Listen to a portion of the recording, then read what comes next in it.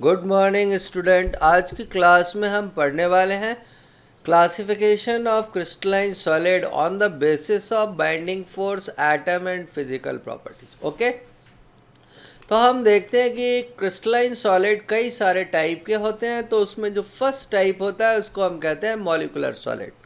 उसको हम कहते हैं मॉलिक्यूलर सॉलिड। और मॉलिक्यूलर सॉलिड का मतलब क्या होता है, इसमें जो कॉन्स्टिट्यूएंट पार्टिकल होंगे वो एटम होंगे।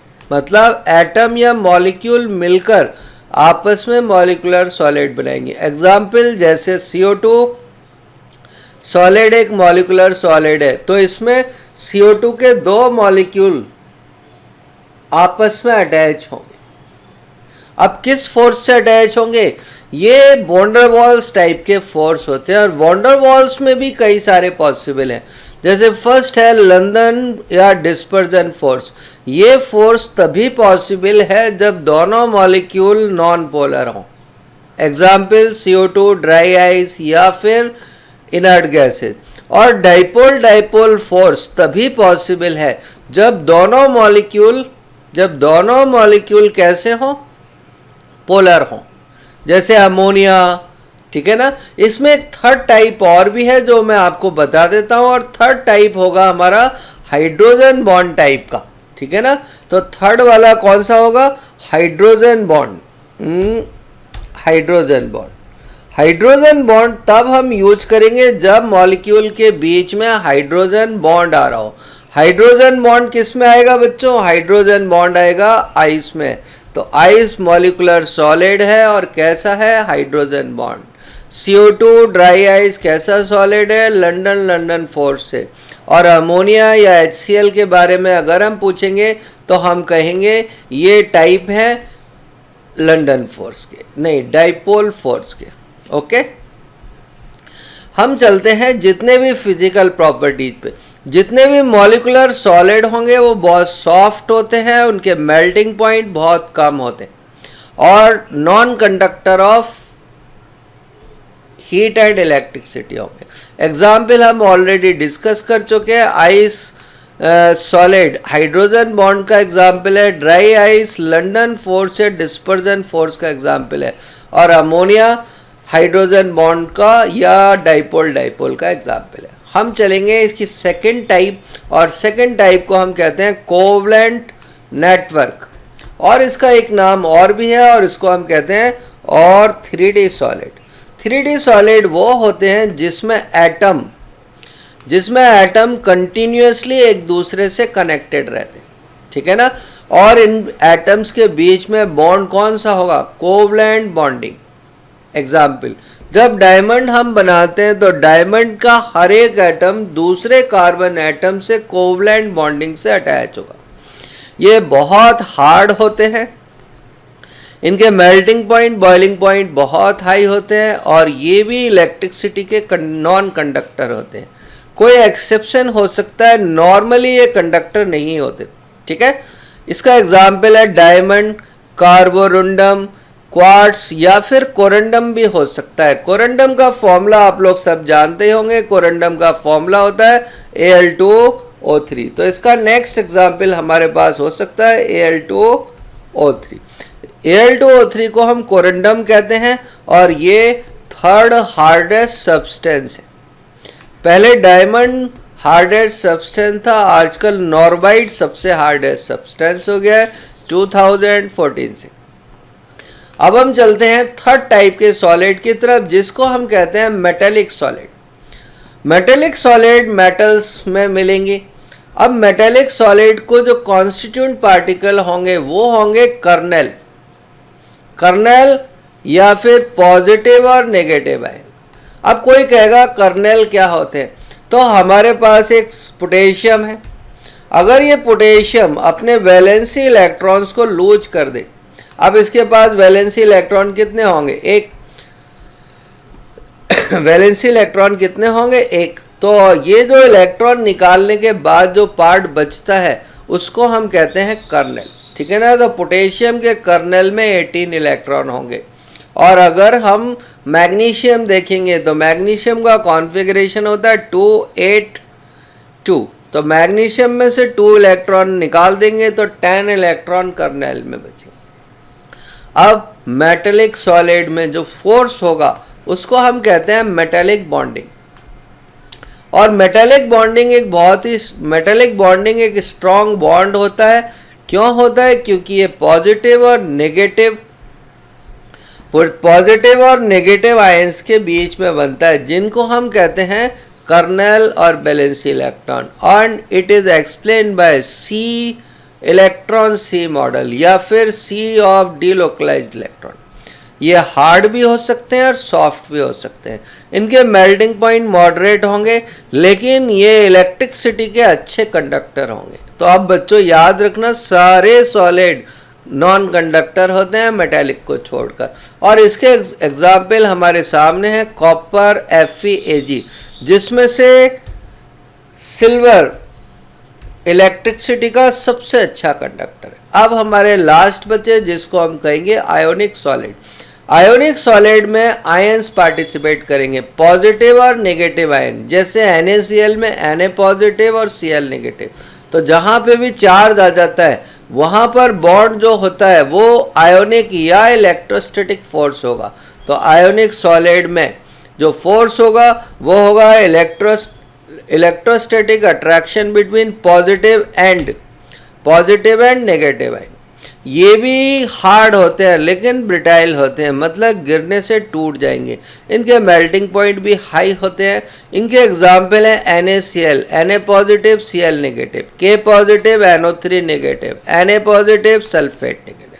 तो ये 4 टाइप के सॉलिड हैं, जिसमें से सिर्फ मेटेलिक सॉलिड हीट और इलेक्ट्रिसिटी को कंडक्ट करते हैं, बाकी कोई नहीं करता। सिर्फ कोवलेंट और नेटवर्क में कुछ एक्सेप्शंस हो सकते हैं, जैसे ग्रेफाइट है तो कोवलेंट और नेटवर्क सॉलिड, लेकिन वो इलेक्ट्रिसिटी कंडक्ट करता है। हम चलते हैं और नेक्स्ट पॉइंट डिस्कस करते हैं, क्रिस्टल लैटिस। क्रिस्टल लैटिस क्या होता है? जब हम यूनिट सेल या क्रिस्टल या क्रिस्टलाइन सब्सटेंस बनाते हैं तो एटम 3D में अरेंज हो जाते हैं। तो regular arrangement of atom molecule in a crystal in 3-dimensional space is called crystal lattice। अगर एटम 3D में अरेंज हो जाएं तो इस पूरी स्ट्रक्चर को हम कहेंगे क्या? हम कहेंगे बच्चों इसको क्रिस्टल लैटिस। अब आप इसमें देख सकते हैं ये जो रेड वाली पोर्शन दिख रहा है ये इसका सबसे स्मॉलेस्ट पोर्शन है, जो बार बार आपस में अटैच होकर एक पूरा क्रिस्टल लैटिस बना रहा है। तो इस रेड वाली को हम यूनिट ऑफ सेल कहते हैं। और इसमें जितने भी एटम जिस भी जगह पर रखे हुए हैं उन सारी पोजीशंस को हम कहेंगे लैटिस पॉइंट। तो ये लैटिस पॉइंट होगा, ये लैटिस पॉइंट होगा, ये लैटिस पॉइंट होगा, ये लैटिस पॉइंट होगा, ये भी लैटिस पॉइंट होगा। और जो रेड वाला ये पोर्शन है ये होगा हमारा यूनिट सेल। ठीक है ना? तो हम पढ़ेंगे अगला पॉइंट, लैटिस पॉइंट। अब लैटिस पॉइंट क्या होता है? Position occupied by atom, molecule or ions in a crystal lattice is called lattice point। Crystal lattice में जहाँ जहाँ एटम प्रेजेंट होंगे उस पोजीशन को हम लैटिस पॉइंट कहेंगे। ठीक है ना? और सबसे छोटी यूनिट को बच्चों हम क्या कहेंगे? सबसे छोटी यूनिट को हम कहेंगे यूनिट सेल। तो हमारे सामने है unit cell. Smallest unit of cell या crystal cell which repeated again and form complete crystal is called unit cell. Example brick. हम जो मकान बनाते हैं तो हम उसमें देखते हैं कई रूम्स मिलकर एक पूरा मकान बनाते हैं। तो हम इस रूम को क्या कहेंगे? हम उस रूम को कहेंगे यूनिट सेल। ठीक है? अब यूनिट सेल की जो स्ट्रक्चर है वो इनकी एज लेंथ और उनके बीच के एंगल पर डिपेंड करेगी। ये एनसीईआरटी का क्वेश्चन है कि किसी यूनिट सेल की शेप किस पर डिपेंड करती है? ये इन 3 बातों पर डिपेंड करेगी। उनके एक्सिस की लेंथ क्या है और उन एक्सिस के बीच में एंगल क्या है। तो बच्चों shapes of crystal depends upon length of edge and angle between them. Angle, उनके बीच में एंगल क्या है, इस बात पे डिपेंड करेंगे। हम चलते हैं आगे। अब हमारे पास कुछ यूनिट सेल दी हुई है, ठीक है ना। इन यूनिट सेल के अलग अलग नाम हैं, तो मैं देखता हूं और आपको समझाता हूं इनके नाम क्या क्या है।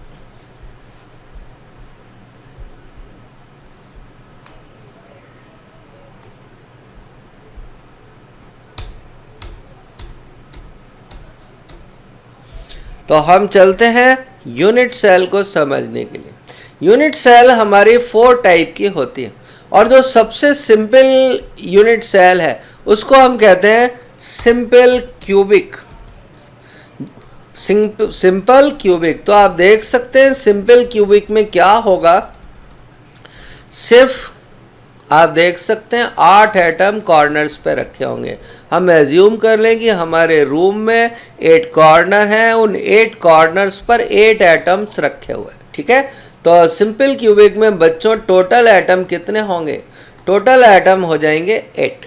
टोटल एटम कितने हो जाएंगे, 8। ओके, तो हम चलते हैं नेक्स्ट यूनिट सेल की तरफ, और नेक्स्ट यूनिट सेल को हम कहते हैं एफसीसी।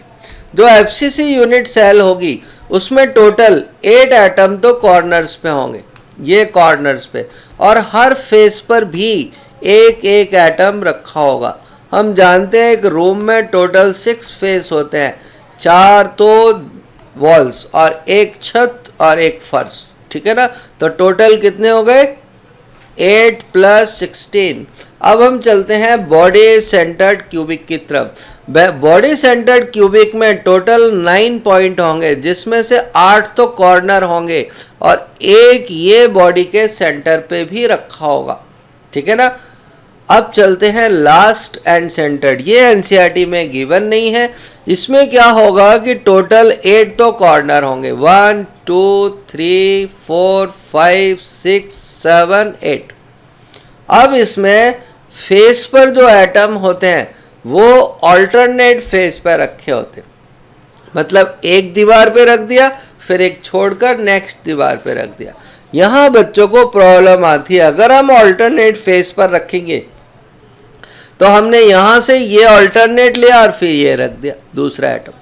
अब बच्चे कुछ लोग इसको 3 एज्यूम करते हैं, पर नहीं, जब वो ऑल्टरनेट फेस बोलेगा तो 2 ही एटम पॉसिबल होंगे, ठीक है ना।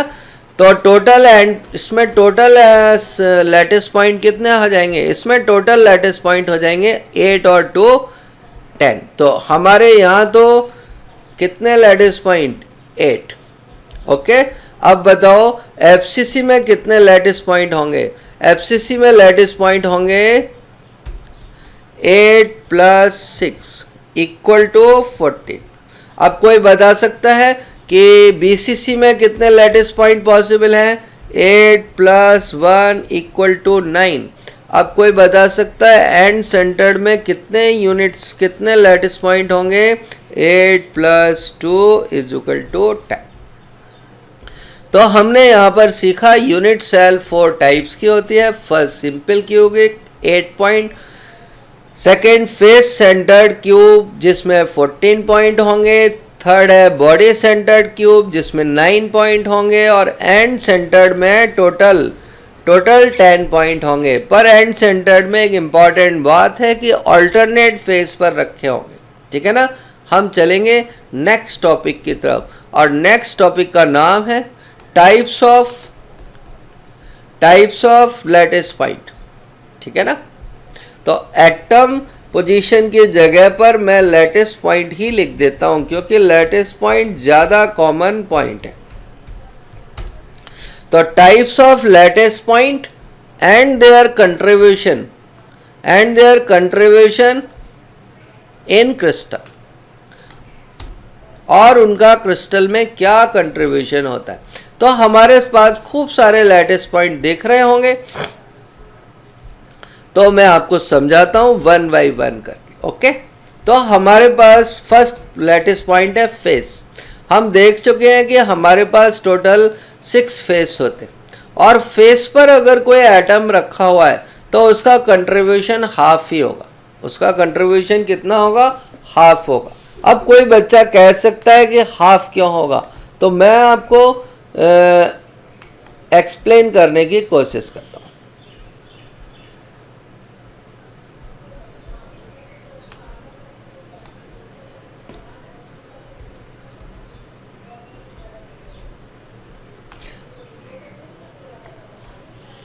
आप देख सकते हैं हमारे सामने पास ये दो यूनिट सेल हैं जो आपस में कॉमन वॉल से अटैच हैं। अब हमने क्या किया, हमने एक एटम इसके बीच में फेस पर रख दिया। ये हमने एक एटम इसके फेस पर रख दिया। तो अब बताओ बच्चों, ये एटम दोनों रूम में कितना होगा?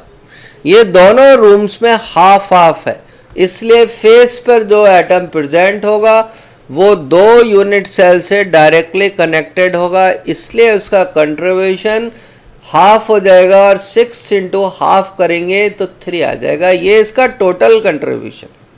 ठीक है, तो हम फेस के बाद चलते हैं बॉडी सेंटर्ड की तरफ। ठीक है, तो हम देखें बॉडी सेंटर्ड में समझते हैं।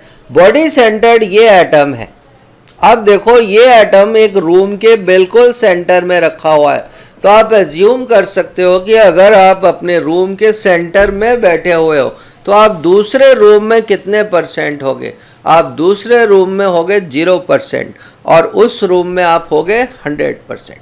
तो बॉडी सेंटर्ड हमेशा एक होता है, उसका कंट्रीब्यूशन 1 होता है और 1 को 1 से मल्टीप्लाई करेंगे तो 1 आ जाएगा। ओके, हम चलते हैं नेक्स्ट की तरफ।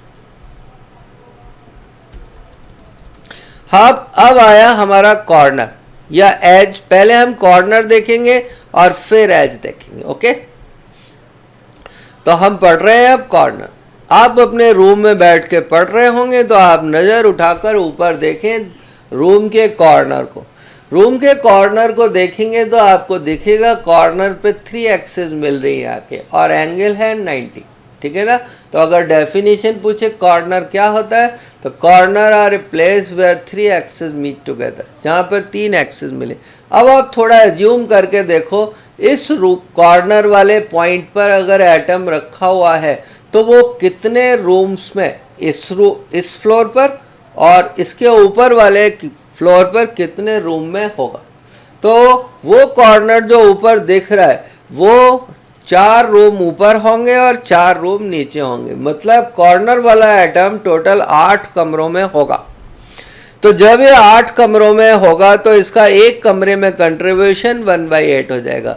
और जब हम 8 से 1/8 को मल्टीप्लाई करेंगे, ठीक है ना, तो इसका रेश 1 कितना आ जाएगा? 1।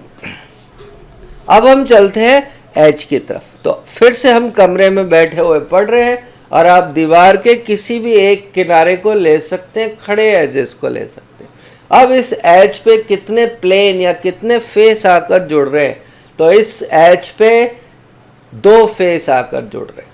अब आप एज्यूम करो इस एज से कितने रूम कनेक्टेड हो सकते हैं? इस एज से टोटल 4 रूम कनेक्टेड होंगे। तो एज टोटल 12 होते हैं, आप गिन के देख सकते हैं। कमरे में 4 छत पर, 4 फर्श पर और 4 खड़े हुए हॉरिजॉन्टल, ठीक है ना, सॉरी वर्टिकल। और एक एटम, ठीक है ना, 4 रूम से डायरेक्टली कनेक्टेड है, तो एक में उसका कंट्रीब्यूशन 1/4 हो गया।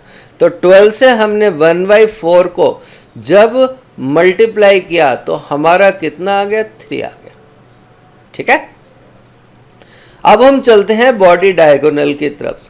तो बॉडी डायगोनल क्या होते हैं? डायगोनल का मीन्स होता है कोई भी लाइन सेंटर से गुजरे, और बॉडी डायगोनल का मतलब है बॉडी के सेंटर से गुजरे। तो आप देख सकते हैं एक बॉडी डायगोनल ये हो जाएगा, दूसरा बॉडी डायगोनल ये हो जाएगा, तीसरा ये और फोर्थ हो जाएगा ये। इस तरह हमारे 4 बॉडी डायगोनल हो जाएंगी। अब कोई एटम इस बॉडी डायगोनल पे रखा हो तो वो रूम के अंदर ही होगा, इसलिए उसका पूरा परसेंटेज होगा 1। ठीक है ना। तो 4 × 1 करेंगे तो 4 आ जाएगा।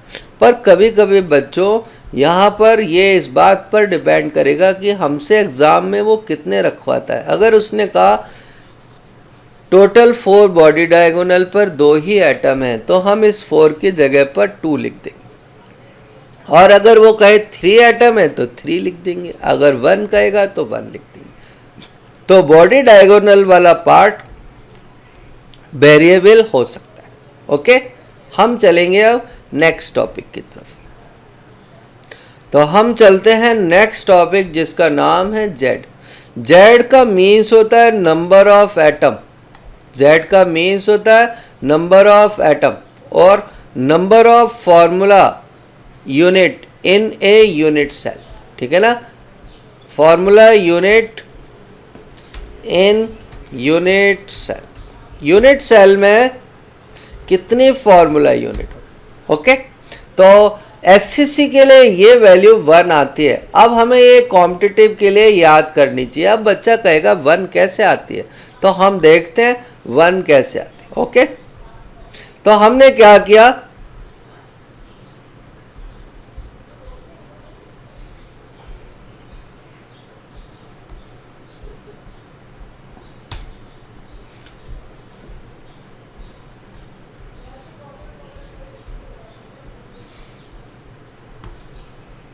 तो हम चलते हैं और देखते हैं कि यूनिट सेल कैसे आएगी। तो हमने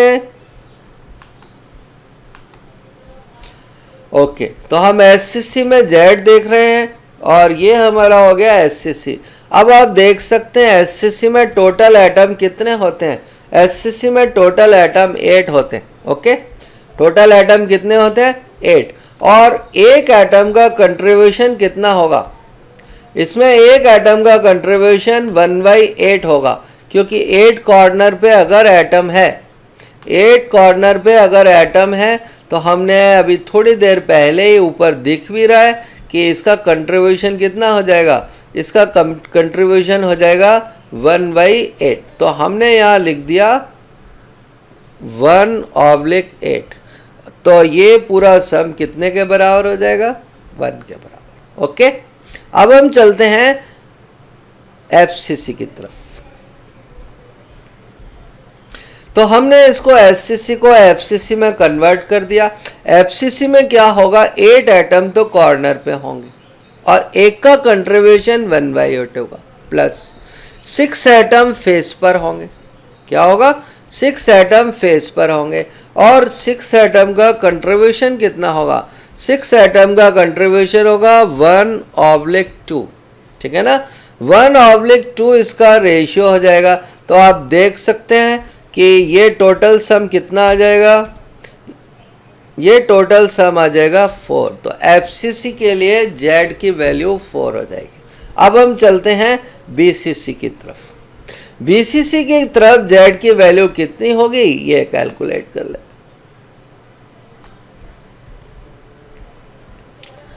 बीसीसी में भी क्या होगा, 8 एटम तो कॉर्नर पर ही होंगे और उनका कंट्रीब्यूशन 1/8 होगा, लेकिन बीसीसी में बॉडी के सेंटर पर एक ही एटम होता है और उस एक एटम का कंट्रीब्यूशन 1 होता है।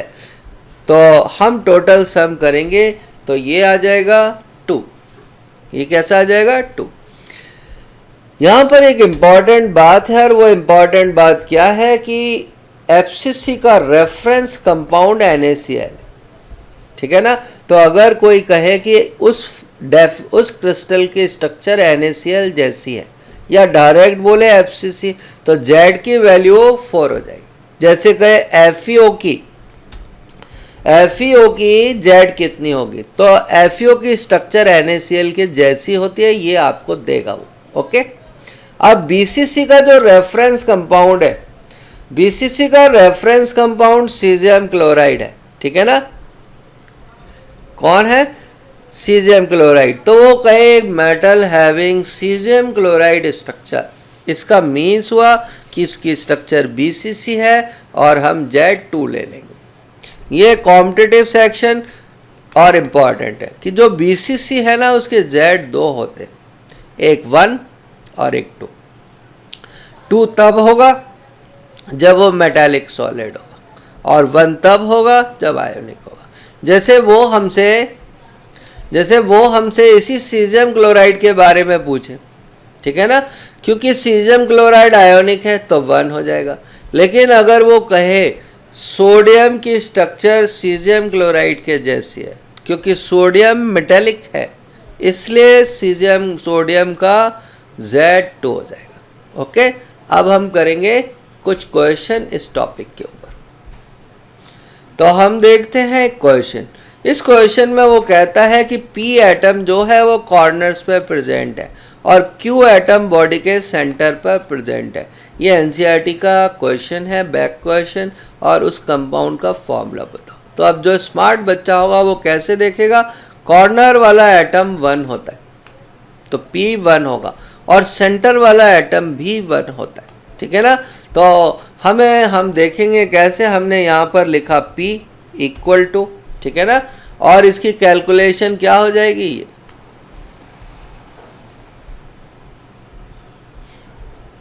तो 12th में तो हमें ऐसे सॉल्व करना पड़ेगा।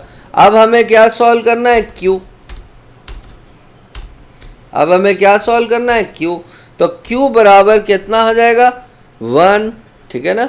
मैं सॉल्व करके आपको बताता हूँ। ये हो जाएगा 1 इंटू 1, क्योंकि बॉडी सेंटर्ड पे एटम 1 होता है, और ये कितना हो जाएगा, 1। तो अब हमारा आंसर क्या हो जाएगा, हमारा आंसर हो जाएगा PQ। ओके, ये एनसीईआरटी का फर्स्ट क्वेश्चन है। हम डिस्कस करेंगे सेकंड क्वेश्चन।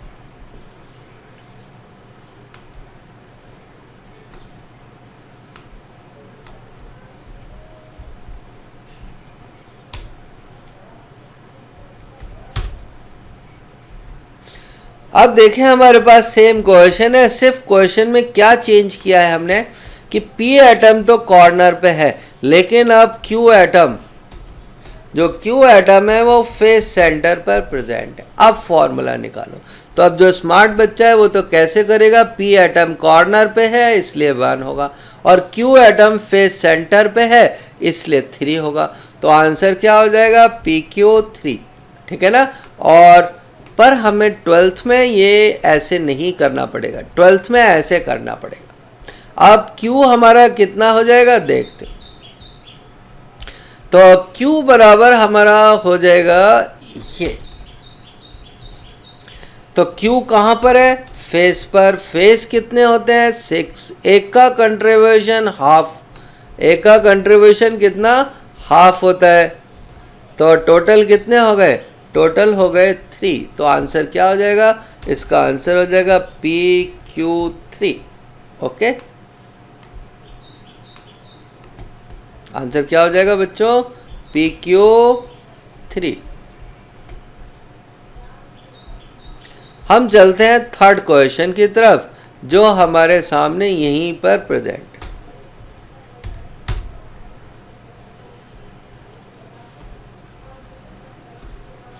अब यहाँ पर 2 एटम के बजाय 3 है, ठीक है ना। तो हम देखते हैं, are crystallise in cubic unit cell, ठीक है ना, जिसमें से P एटम कॉर्नर पे है। P एटम कहाँ पे है, कॉर्नर पे, मैंने ये हाईलाइट कर दिया। और जो Q एटम है वो क्यूबिक क्यूब के सेंटर पे है, ठीक है। और जो R एटम है वो हर फेस के सेंटर पे रखा। अब हमें पता है कॉर्नर 1 होता है, तो अगर हम कॉम्पिटिटिव का एग्जाम दे रहे होते तो कैसे लिखते आंसर, ऐसे लिखते आंसर। तो P हमारा P हो जाएगा 1, Q क्योंकि बॉडी के सेंटर पे है तो 1, और R क्योंकि फेस सेंटर पे है इसलिए इस आंसर हो जाएगा PQR3, ठीक है ना। या इसका सॉल्यूशन क्या होगा देखते।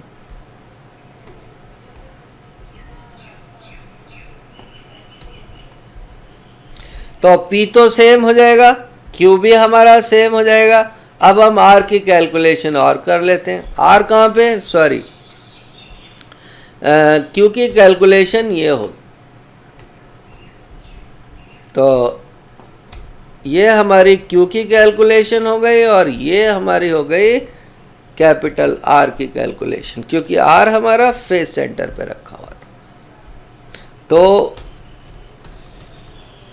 फॉर्मूला क्या हो जाएगा, पी क्यू, ठीक है ना, आर, ओके।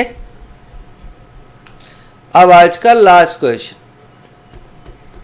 लास्ट क्वेश्चन ये है कि पी एटम हमारा कॉर्नर पे रखा हुआ है, पी एटम हमारा कॉर्नर पे रखा हुआ है और क्यू एटम ऑल्टरनेट फेस पर प्रेजेंट है। कहाँ पर प्रेजेंट है, ऑल्टरनेट फेस पर प्रेजेंट है। तो इसका फॉर्मूला क्या हो जाएगा, तो हम इसको बदल देते हैं और लिख देते हैं क्यू एट ऑल्टरनेट फेस। हमने शुरू में ही पढ़ा था 4 टाइप की यूनिट सेल होती हैं और 4 टाइप की यूनिट सेल में से ईसीसी में जब ऑल्टरनेट फेस पर होता है, ऑल्टरनेट फेस पर टोटल 2 ही एटम आ सकते हैं, इसलिए देखो पी तो हो गया हमारा ये, ओके 1, और क्यू कितना हो जाएगा, क्यू हमारा हो जाएगा ये,